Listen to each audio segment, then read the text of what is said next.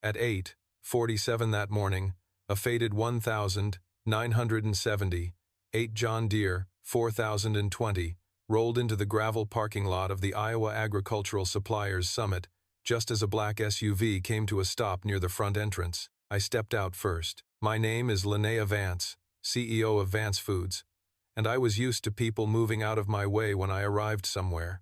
The summit was one of the biggest agricultural events in the Midwest, bringing together growers, suppliers, distributors, and executives from across 3 states. There was no phone number, no signature, no personal note, just an address and a statement. I stood there for a long time watching the sunlight turn the gravel orange. The message was perfectly clear. He had received my card. He wasn't changing it, but if I truly wanted to talk, he had given me a place to find him. I slipped both cards into the front pocket of my bag instead of filing them away with the others. That night, on the flight back to Chicago, I sat by the window and stared at those 2 cards for almost the entire descent. I never opened my laptop. I never reviewed reports. I just looked at them. The man across the aisle probably assumed I was reading my own business card. I wasn't. I was thinking about how long it had been since someone had given me a message that required interpretation. The next morning, I arrived at my office before 7. Lake Michigan stretched beyond the glass walls in shades of slate gray beneath the clouds. I didn't call legal. I didn't call my executive team. Instead, I called my chief financial officer and requested every document Vance Foods had concerning Hollis Agricultural Cooperative. Ownership records, contracts, financial history, everything. By the end of the day, the CFO personally delivered the file to my office. "Off the record for now," he said before closing the door behind him. I opened the file and began reading.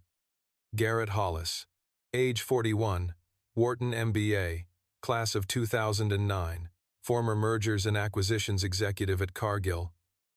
Returned to Cedar Falls in 2017 after his father, Walter Hollis, died of pancreatic cancer. Within a year, he had consolidated 47 family farms across Iowa, Nebraska, and southern Minnesota into a cooperative generating over $140 million in annual revenue. He owned 71% through a family trust managed by 5 trustees.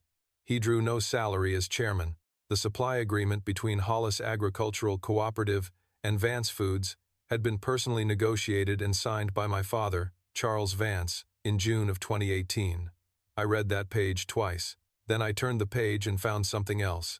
Garrett's wife, Maren Hollis, had been killed by a drunk driver in February of 2023 while returning home from a school board meeting. Their son, Wyatt, had been 4 years old. After her death, Garrett stepped away from public appearances almost entirely. He remained chairman, attended board meetings, and oversaw operations, but stopped giving interviews and largely disappeared from the public eye. Instead, he returned to working the fields alongside his people.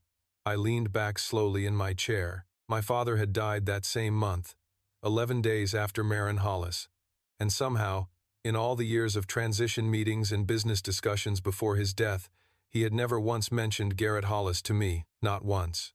I closed the file and stared out across the lake, wondering why. The following Friday, I boarded a United Express flight to Cedar Rapids and rented a Ford Escape at the airport counter. I had chosen flat shoes before leaving Chicago, which might not sound important, but it was. Somewhere deep down, I already knew this trip wasn't going to be conducted from behind a conference table. I turned onto Cedar Falls Road at 4:50 inches the afternoon. The maples lining the road had just begun turning gold and red. Harvested cornfields stretched toward the horizon beneath the soft orange light of early autumn. Bellwether Farm appeared exactly as the address promised: a white 2-story farmhouse, a red barn, twin grain silos, and a long machine shed with one massive door standing open. I parked and sat in the vehicle for nearly a full minute before stepping out. Inside the shed, Garrett Hollis was bent over the exposed engine of the same John Deere tractor. His sleeves were rolled up. His forearms were streaked with grease. Beside him sat a young boy on an overturned wooden crate, carefully organizing socket attachments in a metal tray. The boy looked up when he heard my tires on the gravel. Garrett didn't. I walked across the yard and stopped about 6 paces from the shed entrance. Garrett tightened one final bolt before straightening and looking in my direction. "Mr. Hollis," I said. "Ma'am, I'd like to understand what I'm buying." He studied me for a moment. My assistant was already gathering documents from the back seat when I noticed the tractor easing into a parking space beside us. The paint had faded to the color of dried sage. The engine rattled with the unmistakable sound of decades of use. A man climbed down wearing a flannel shirt with the sleeves rolled up and a Pioneer seed cap softened by years of weather and work. Without thinking much about it, I turned to my assistant and said loud enough for him to hear, "I probably should have asked 20 years ago when my father started buying it," I added. Something almost resembling amusement crossed his face. He wiped his hands on a shop rag and looked at the boy. "Wyatt, this is Miss Vance. She runs the company that buys our beans." Wyatt nodded once with the seriousness of a much older child and returned to organizing the sockets. Garrett gestured toward the farmhouse. "Come inside." He paused. "There's a clean inn in town, Cedar Inn on Main. I'd recommend it for tonight. Come back tomorrow if you want the tour. We start at 6. Inside the farmhouse kitchen, he poured me a glass of water from a pitcher in the refrigerator. The room was simple, warm, and lived in. Above a stone fireplace hung a single framed photograph. A woman in her 30s stood beside the same tractor, sunlight behind her, one hand resting on the fender. I knew immediately who she was. Garrett noticed me looking at the photograph but didn't explain it. He didn't cover it. He didn't look away from it. When I left an hour later, the sky above the fields had turned the color of wet copper. The next morning, I was back at the farm by 6:30 carrying 2 cups of coffee. Garrett had already been working since before sunrise. Instead of Garrett, I was met by Hank Larkin, a lean 67-year-old man whose weathered face looked carved from the same land he worked. He nodded once and said, "Come see what you came to see." Then he gave me the tour. 1,200 acres of irrigated fields, the grain silos designed by Garrett's father, the trustee office converted from an old milk house, a map showing all 47 cooperative member farms spread across 3 states. Red thumbtacks marked active farms. Blue marked farms in transition. 2 gold stars marked families that had been with Walter Hollis since 1973. I asked technical questions. Hank answered them. No sales pitch, no exaggeration, no attempt to impress me, just facts, honest ones. At noon, we ate ham sandwiches on the porch. Garrett came in from the field covered in dust.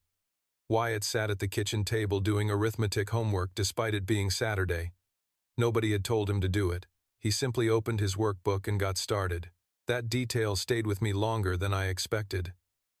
Later that afternoon, Garrett walked me to the edge of the last bean field. We stood beside a fence line overlooking acres of harvested land. I had arrived prepared to ask one set of questions. Instead, I found myself asking something else entirely. "Your wife?" Garrett didn't look away.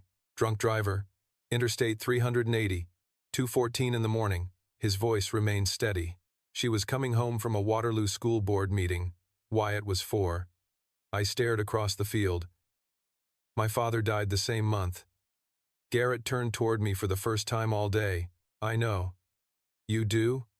"I sent flowers." I looked at him in surprise.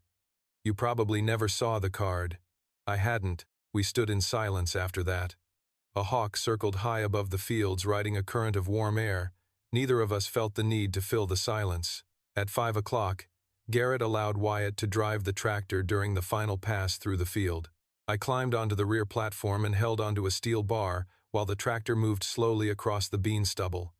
Wyatt gripped the wheel with both hands while Garrett sat beside him. The boy's concentration was absolute. When the ride ended, I climbed down and found myself watching Wyatt more than the machine. That evening, my phone buzzed while I sat on the porch. The message came from Marcus Thorne. "Need you back Monday morning. Board prep. Supplier audit issue with hack. Numbers don't add up. We may need to terminate." I read the message twice. Marcus didn't know where I was. Very few people did. Yet somehow, less than 48 hours after I quietly requested information about Hollis Agricultural Cooperative, an audit issue had suddenly appeared. Coincidence felt unlikely. Garrett stepped into the doorway behind me. He hadn't looked at my phone. He hadn't asked who texted. "I'll be back tomorrow night," I said while still looking toward the fields. "All right." That was all he said. Sunday morning, I left the farm just after 7. Wyatt waved from an upstairs window wearing pajamas. Garrett stood on the front porch holding a coffee mug. As I pulled away, he touched the brim of his cap, the same gesture he'd given me in the Summit parking lot. At the time, I still didn't know what it meant. But for the first time, I found myself wanting to tell whoever's parking that museum piece here they're at the wrong event. The man touched the brim of his cap politely in my direction. He didn't look offended. He didn't look embarrassed. He didn't even respond. He simply walked through the keynote speaker entrance and disappeared inside. I remember feeling vaguely irritated. Then I forgot about him entirely. Inside the conference hall, I took my seat in the front row. The chair felt cold beneath my hand as people filled the room around me. Monday morning at exactly 9 o'clock, I walked into the boardroom on the 38th floor of Vance Foods headquarters overlooking downtown Chicago. Marcus Thorne sat at the head of the table in a charcoal suit, perfectly composed as always. An 80-page audit binder rested in front of every director. The title printed across the cover read, HAC, Exclusivity Review, Material Breach Analysis. For 22 minutes, Marcus laid out his case. According to the report, Hollis Agricultural Cooperative had allegedly short-shipped 4 million pounds of corn during the 2026 contract year. 3 receiving slips highlighted in yellow showed discrepancies. Internal reconciliation spreadsheets appeared to support the claim. Emails between warehouse personnel and receiving managers painted a picture of repeated delivery inconsistencies. Marcus concluded by recommending that Vance Foods invoke Clause 14B of the contract, terminate the 15-year exclusivity agreement, and immediately open bidding to replacement suppliers. He even had 4 potential replacements already prepared. One company in particular appeared throughout his presentation, Northwind LLC, a Nevada-based supplier he described as more diversified and carrying a lower risk profile. Several board members nodded as he spoke. Marcus had spent nearly a decade building credibility inside the company. He was the type of executive who always seemed to have a number for everything. When he finished, all eyes turned toward me. "I appreciate the work," I said calmly, "but I'm not voting to terminate a 15-year exclusive contract based on one internal review." Marcus's expression barely changed. "Linnea, the exposure here is significant. Then we can survive 2 more weeks of exposure." I folded my hands. "I want independent verification. Pinnacle forensic accounting. Full outside review." The room went quiet. Marcus's jaw tightened almost imperceptibly. 2 weeks is a long time. "If Hack is truly in breach," I replied, "the facts will still be there in 2 weeks." The vote was deferred. The meeting ended at 10:50. Marcus left first. I remained seated for another 10 minutes staring at the city below the glass walls. Something felt wrong. Not just suspicious. Personal. That afternoon, I bypassed legal counsel, bypassed Marcus's preferred advisors, and called a number I found written in pencil inside one of my father's old planners, Reed Calderon, my father's attorney for 31 years. "Reed," I said when he answered, "I need Pinnacle forensic accounting." Quietly, directly to me. He didn't ask why. "I'll have someone there tonight."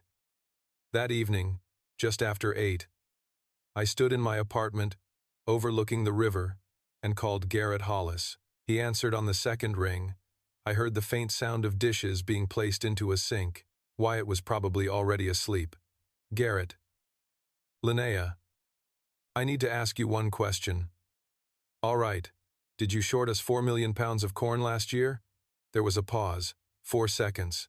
Not surprise. Calculation. Then, "No." His voice remained calm. "Every grain is accounted for." Another pause. "I'll send you the trustee ledger, the elevator wait tickets, and the original bills of lading in 12 minutes. 12 minutes? Open them somewhere. Marcus can't see your screen." I stood silently for a moment. "Why, Marcus? Open the files first." Then he hung up. 11 minutes later, the documents arrived. I locked myself in my bedroom and opened them on my laptop. Within 30 minutes, I understood why Garrett hadn't wanted to explain over the phone. The records were flawless. Every shipment, Every pound, every loading date, every signature, everything matched perfectly. There was no missing corn, no missing inventory, no unexplained discrepancy anywhere. I didn't call him back. I simply sat on the edge of my bed staring at the ceiling long after midnight. My father had built Vance Foods on one fundamental belief that when an honest man gave his word meant something. Until that week, I realized I had inherited the company without inheriting the belief. For the next 4 days, Pinnacle conducted its investigation. The CFO quietly launched a parallel internal audit. Marcus watched me carefully for signs that I knew something. I gave him nothing. I arrived at work on time, attended meetings, signed documents, returned calls. I had already stopped trusting him. I just hadn't decided what to do about him yet. That Saturday, I flew back to Cedar Falls. This time I called Garrett from the plane. "I need to see your books." "All of them?" "All of them. Off your network."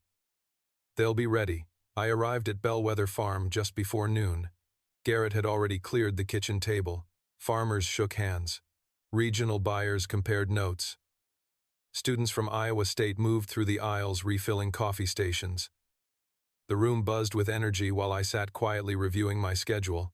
At exactly 9:30, the master of ceremonies stepped onto the stage and tapped the microphone twice. "Our keynote speaker this morning needs no introduction in this room," he announced. Chairman of Hollis Agricultural Cooperative. 3 paper ledgers sat open beside an air-gapped laptop. Wyatt was away bowling with Hank. Garrett had arranged it deliberately. For 6 hours, we worked side by side. Shipment records, receiving records, bills of lading, contracts, warehouse logs. We reconciled every figure by hand. By sunset, we found the answer. The missing 4 million pounds had never disappeared. They had been diverted. 2 signatures appeared on multiple transportation records where only one should have existed. One belonged to a Vance Foods logistics manager, reporting directly to Marcus. The second belonged to a third party. D Park, Northwind, LLC. Reno, Nevada. Garrett opened a separate folder he'd been keeping for nearly 18 months. Inside were invoices, wire transfers, shipping manifests, and photographs taken from a grain elevator office overlooking the loading docks. The photos showed Northwind trucks arriving at hack facilities late at night over and over again.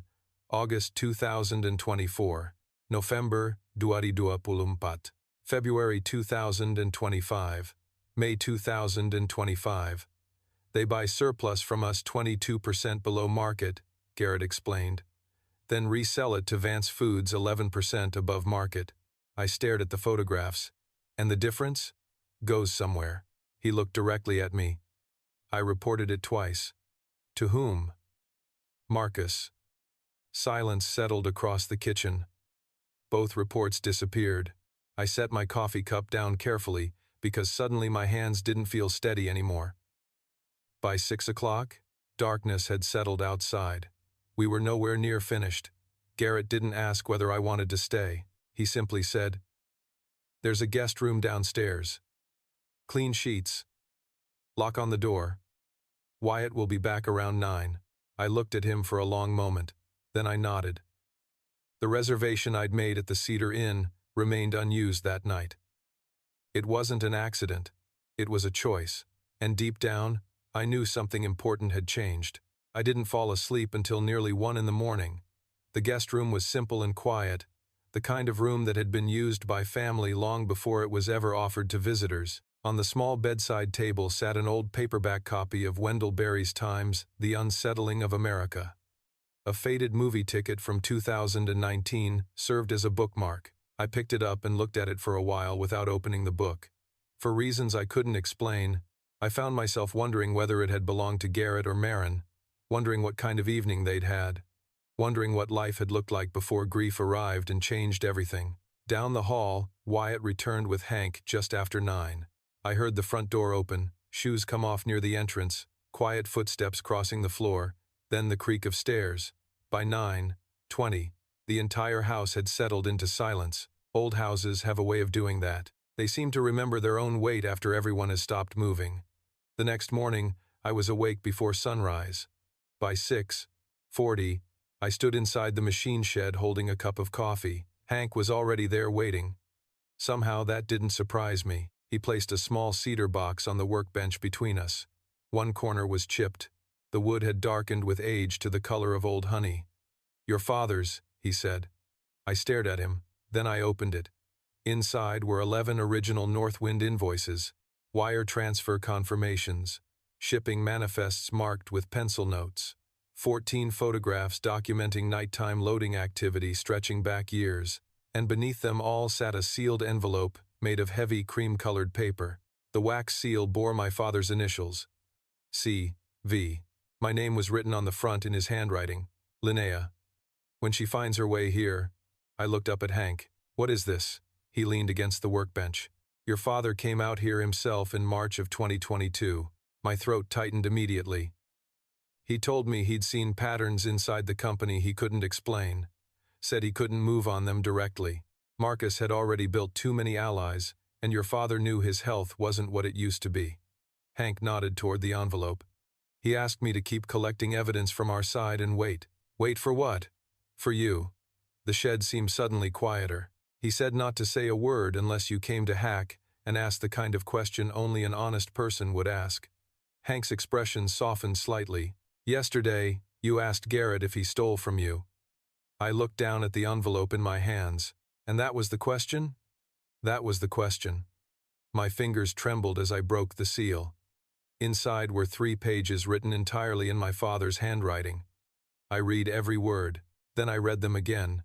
He apologized for not telling me sooner. "Representing 47 member farms across 3 states and supplier to 23 of the top 50 grocery chains in the Midwest. Please welcome Mr. Garrett Hollis." The man from the tractor walked onto the stage wearing the same flannel shirt and the same worn cap. For a moment, I genuinely thought there had been some mistake. Garrett Hollis didn't look like any agricultural executive I had ever met. He carried no notes. He brought no presentation slides. He explained why he trusted Garrett. The two of them had met years earlier at a conference shortly after Garrett lost his father. My father wrote that he recognized something rare in him, a man building something he expected to outlive himself. He wrote briefly about Marcus, not with anger, not even with disappointment, more with sadness than anything else.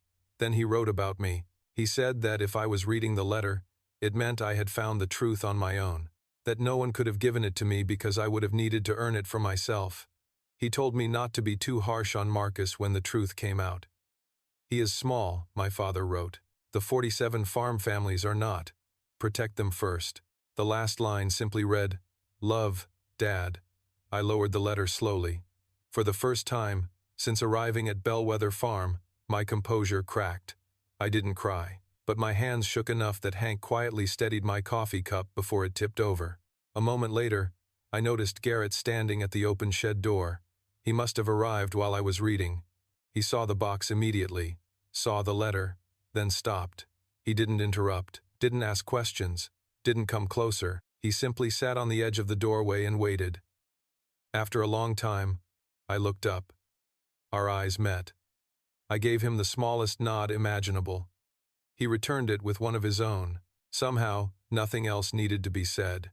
That evening, I sat at the kitchen table with an old landline phone and called Reed Calderon. "Reed. Linnea. Don't put this on the office calendar." My voice sounded calmer than I felt. "Bring Pinnacle. Bring whoever you trust at the bureau. I want everything ready by Tuesday morning." Reed didn't ask questions. Understood. Over the next several days, events moved quickly. Reed worked with Pinnacle Forensic Accounting and a small team from the FBI's Chicago Financial Crimes Division. Subpoenas were issued under seal. Financial records were traced through Nevada, Delaware, the Cayman Islands, and finally into shell companies connected directly to Marcus Thorne's family. While investigators worked, Marcus continued showing up at the office every day. He attended meetings, reviewed forecasts, sent emails, acted completely normal. He had no idea what was coming. The following Monday, I called an emergency board meeting. Marcus arrived prepared as always. He sat at the head of the table and distributed an updated recommendation to terminate Hack's contract. He spoke for 22 minutes. Then he formally moved for a vote. I stood before anyone could answer. Before we vote, I said, I'd like to add additional evidence. Every eye in the room turned toward me. I activated the wall display. 87 pages of forensic findings appeared on the screen. Clean hack ledgers, internal Vance records, shipping documents, wire transfers, photographs, shell company registrations, bank records, everything. I read the total aloud. $28,400,000 diverted over 36 months. Marcus's face lost all color.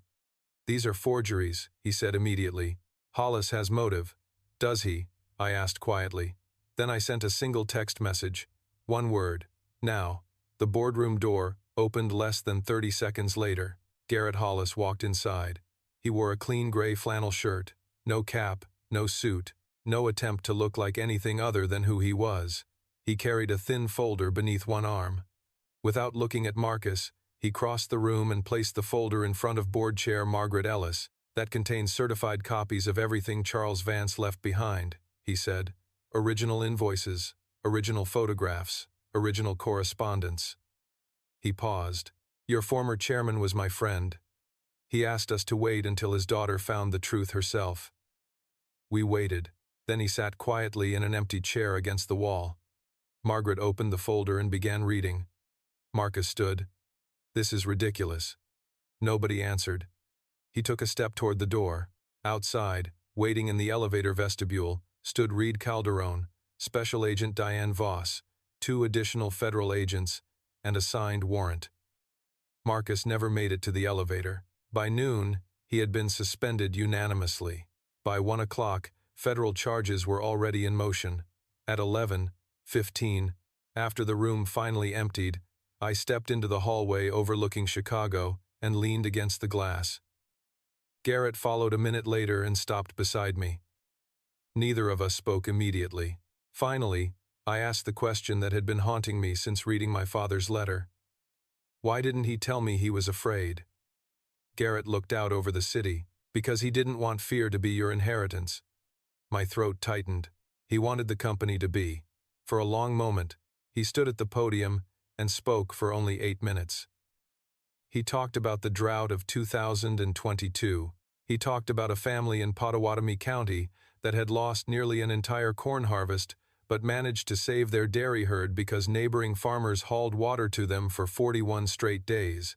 He talked about how the cooperative restructured payments so that family could survive the winter without losing their farm. He never mentioned profits. He never mentioned market share. Neither of us moved. Then I turned toward him. Stay in town tonight. Garrett looked at me. Really looked at me. There's a flight back tomorrow evening.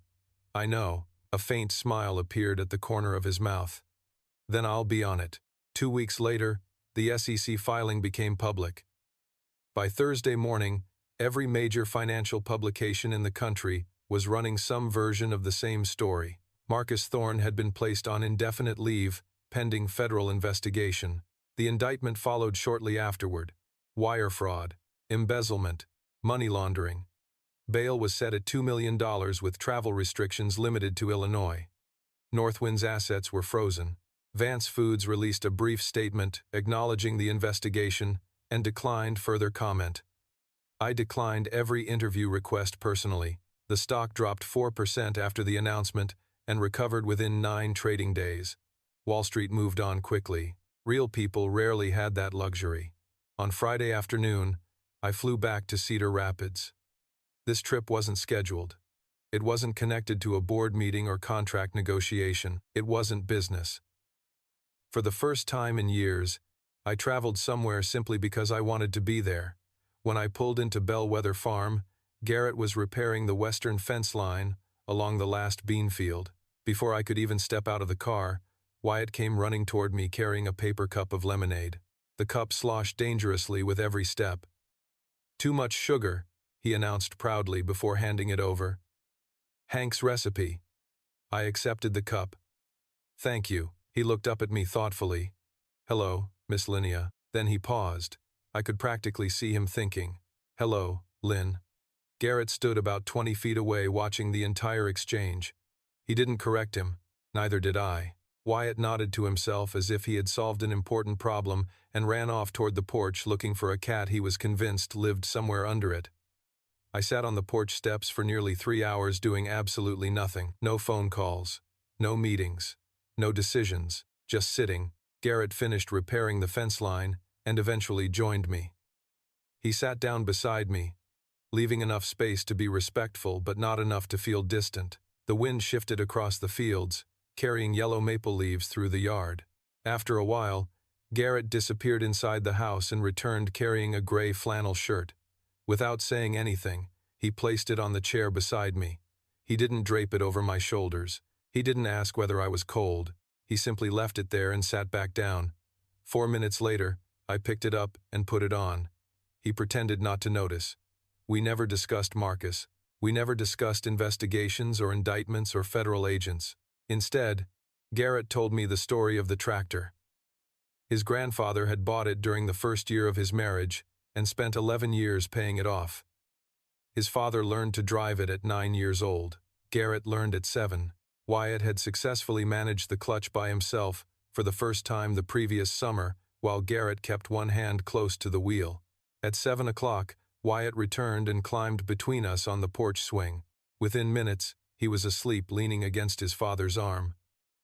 Garrett never shifted his position to make himself more comfortable. He simply stayed exactly where he was. I watched the boy sleeping there and realized something that caught me completely off guard. For the first time in years, I wasn't looking at a place as a visitor. I was imagining what it might feel like to belong there. That realization scared me more than boardrooms ever had. Around 9, I drove back to the Cedar Inn. The innkeeper handed me my room key before I even reached the desk. "Garrett called," she said casually. "Wanted to make sure you got in safely." I didn't answer. I simply took the key and went upstairs. In my room, I laid the gray flannel shirt across the foot of the bed instead of packing it away. Then I lay awake staring at the ceiling while the sounds of a small Iowa town drifted through the open window. Somewhere outside, a screen door opened and closed. A dog barked twice. Then silence returned. For the first time in 3 years, I slept without dreaming. 3 months later, Pinnacle completed a full forensic audit of Vance Foods. Governance reforms had been implemented across every division. He never mentioned Vance Foods, despite the fact that my company was his largest customer. He never raised his voice. When he finished, he simply nodded once, thanked the audience, and walked off stage. The room erupted in applause. I didn't clap. My assistant leaned closer and whispered, "He supplies 64% of our raw produce intake, ma'am. We're under exclusive contract through 2033. I stared at the stage for a long moment without answering. Marcus's plea negotiations were underway. 14 months later, he would eventually accept an 11-year federal sentence. Every dollar diverted from the 47-member families of Hollis Agricultural Cooperative had been recovered and returned with interest. By then, I was carrying a new contract in my briefcase. 20 years. Minimum pricing protections tied to USDA indexes. Sustainability incentives. Full transparency requirements eliminating intermediary shell companies forever. And one permanent supplier seat on the Vance Foods board. I personally brought the contract to Bellwether Farm. 5 trustees sat around the dining room table while Garrett reviewed the final pages. Hank stood behind his chair like a witness to something important. After the final signature, I closed my pen and set it beside the document. Nobody applauded. Nobody made speeches. The trustees simply shook hands one at a time. Before leaving, Hank gave me a nod unlike any he had ever given before. It was the kind of nod reserved for family. Lunch followed. Cold ham, fresh bread, 2 homemade pies sent over by neighboring farms. When the trustees finally left, Wyatt tugged on my sleeve. "Want a ride?" he asked. "You did it wrong last time." I laughed. "Did I?" "Definitely."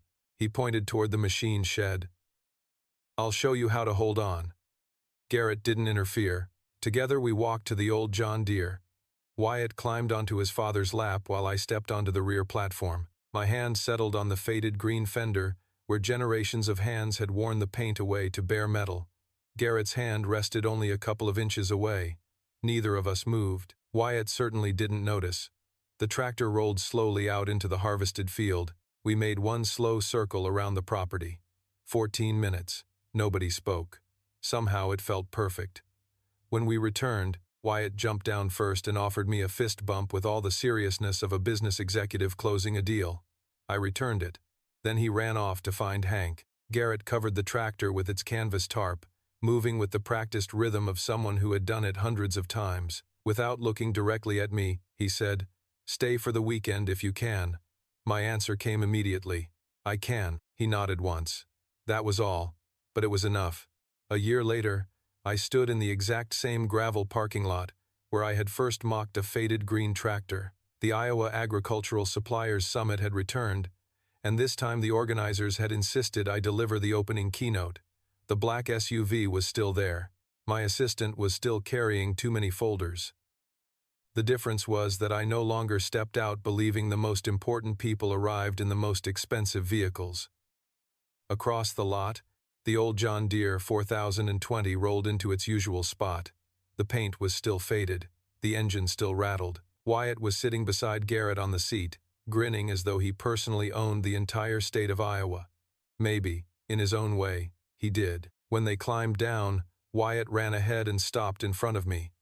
"You're late," he announced. "I'm 3 minutes early." "Still late." I laughed. "Good morning to you too." Garrett touched the brim of his cap. The same gesture, the one I finally understood now. It wasn't a greeting. It wasn't really a farewell either. It was simply his way of acknowledging someone he respected, a small gesture that carried far more meaning than most people realized. "Morning, Linnea." "Morning, Garrett." The summit felt different that year. Not because the building had changed, not because the audience had changed, because I had. 12 months earlier, I would have walked through those doors focused on contracts, margins, acquisitions, and forecasts. This year I found myself noticing different things. The students volunteering at registration. The family farms represented by hand-painted signs. The older couples sitting together in the audience. The people who actually grew the food that kept entire cities alive. When my turn came to speak, I stepped onto the stage and looked out across hundreds of faces, executives, farmers, suppliers, investors, reporters. For a moment, I thought about giving the speech my communications team had prepared. Then I folded it in half and set it aside. "A year ago," I began, "I arrived at this summit and judged a man because of the tractor he drove." A ripple of surprised laughter moved through the room. Garrett shook his head slightly from the third row. I assumed success looked a certain way. Expensive, polished, impressive. I was wrong. The room grew quiet. Over the last year, during the networking reception later that afternoon, I wandered through the ballroom barely noticing the food or the conversations around me. Eventually, I found myself standing beside a table marked with a simple placard, G. Hollis. His chair sat pushed back slightly as though he had only stepped away for a moment. I pulled one of my business cards from my purse and wrote 4 words on the back, "Coffee, Cedar V," my cell number underneath. Then I left it there. He never came back. At 5, I learned that integrity rarely arrives dressed the way people expect. Sometimes it wears a flannel shirt. Sometimes it lives on a farm. Sometimes it spends more time fixing fences than speaking at conferences. A few people smiled. Garrett looked down at the floor. I also learned something from my father, something I wish I had understood sooner. Businesses survive because of trust. Communities survive because of trust. Families survive because of trust. And once trust is lost, no amount of money can buy it back. Nobody moved. Nobody checked their phones. The greatest mistake leaders make is believing numbers tell the whole story. Numbers matter. But people matter more, always. When the applause finally came, it lasted much longer than I expected. Afterward, reporters approached me. Investors approached me. Industry leaders approached me. I answered politely. Then I slipped away toward the rear exit. Garrett was waiting outside beside the tractor. "Nice speech. You hated it." "A little." "Too many compliments?" "Way too many." I smiled. "Fair." Wyatt climbed onto the tractor seat and looked between us. "Are we staying for lunch?" Garrett looked at me. "You have plans?" "Not anymore." Wyatt raised both hands victoriously. Then we're getting pie. Some decisions, I had learned, should never be argued with. That afternoon, we drove back to Bellwether Farm. The fields stretched gold beneath the September sun. The farmhouse looked exactly the same as it had the first day I arrived. White siding, red barn, 2 silos, 1 old tractor. But it no longer felt like a place I visited. It felt like home, not because I owned any part of it, not because my name appeared on a deed, because the people there had made room for me. That evening, Wyatt sat at the kitchen table, explaining a science project involving soil quality and irrigation systems. Hank argued with him about baseball statistics. Garrett cooked dinner. I set the table. The entire scene felt so ordinary that it was almost miraculous. Years earlier, after my father died, I had convinced myself that success required sacrifice. That leadership meant carrying everything alone. That loneliness was simply part of the price. I was wrong about that too. After dinner, Garrett and I stepped onto the porch while Wyatt and Hank argued over whether a tractor could technically be considered a family member. The sunset painted the fields in shades of amber and gold. For a while, neither of us spoke. Finally, I looked toward the horizon and said, "My father would have liked this place." Garrett nodded. "He did." I smiled. "Right, he did." The wind moved softly through the trees. Somewhere in the distance, a combine worked the last field before dark. Garrett reached for my hand. It wasn't dramatic. It wasn't some grand romantic gesture. It was simple, honest, steady, exactly like him. I squeezed his hand and looked out across the land that had survived droughts, storms, loss, heartbreak, and time itself. The land was still there. The people were still there. And so were we. Looking back now, most people assume this story is about corruption, boardrooms, investigations, and a contract worth hundreds of millions of dollars. It isn't. Not really. Those things were just the circumstances. The real story was much smaller, and much more important. It was about a daughter finally understanding the values her father tried to leave behind. It was about a farmer who refused to compromise his integrity, no matter how much money was involved. It was about a little boy who taught 2 stubborn adults how to stop carrying the world alone. Most of all, it was about learning that character is not measured by what people say when everyone is watching. It is measured by what they do when nobody is. I once judged a man because of an old tractor. Years later, I realized that tractor had carried something far more valuable than status. It carried honesty, loyalty, family, and the kind of quiet strength that never needs to announce itself. In the end, that was the real inheritance my father wanted me to find. Not a company. Not wealth. Not power. Just the ability to recognize what truly matters when it's standing right in front of me. And thankfully, before it was too late, I finally did. The end. 15 that evening, I returned to the parking lot. The tractor was gone. The space where it had been parked sat empty beneath the lowering sun. In the middle of the gravel, pinned beneath a small flat stone, were 2 cards. The first was mine, untouched, unfolded, unmarked, simply returned. The second card was thicker, printed on brown stock paper, Hollis Agricultural Cooperative, Bellwether Farm, 4,421 Cedar Falls Road, Cedar Falls, Iowa. We take calls between 6 and 8.